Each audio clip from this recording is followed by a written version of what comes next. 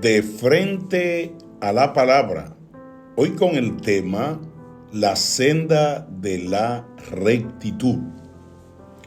Proverbios capítulo 28, versículo 1 al 14, nos ofrece una visión clara de la importancia de caminar en la senda de la rectitud, siguiendo los principios divinos que el Señor ha establecido para nosotros. El versículo 1 dice: el impío huye sin que nadie lo persiga, pero los justos están seguros como un león.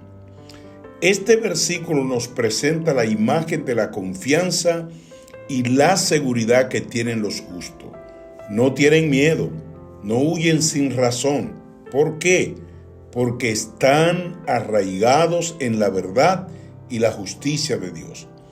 Cuando vivimos conforme a sus mandamientos, experimentamos la seguridad que solo viene de Él.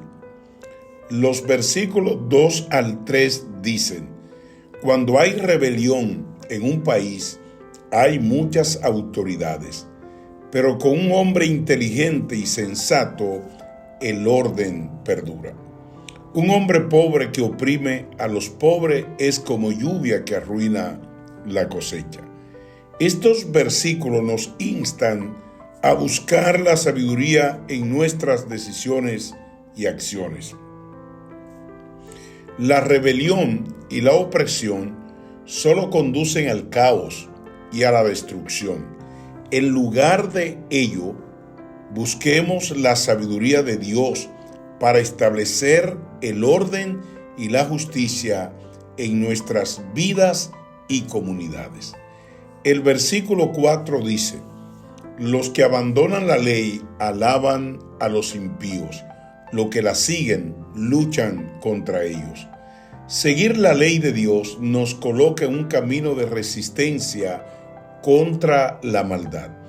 No podemos permanecer pasivos en medio de la injusticia. Alabamos a Dios cuando defendemos la verdad y luchamos contra la maldad con amor y justicia. Los versículos 5 al 6 dicen: los malvados no entienden la justicia, pero los que buscan al Señor lo entienden todo. Mejor es el pobre que vive rectamente que el rico que vive en la perversidad. La verdadera riqueza no se encuentra en la acumulación de bienes materiales, sino en vivir de acuerdo con los principios de Dios.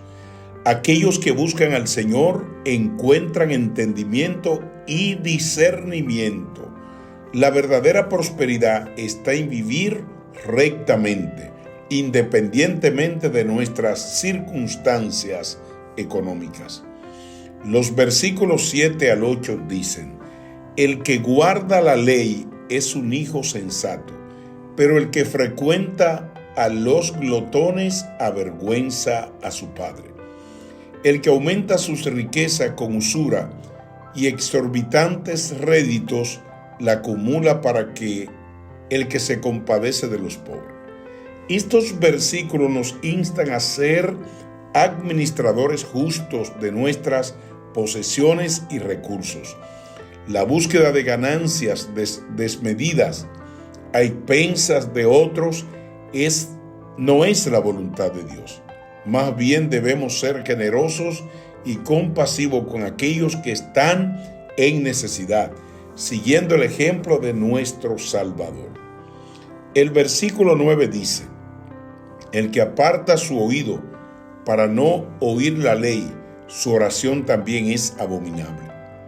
La comunión con Dios está directamente relacionada con nuestra obediencia a su palabra.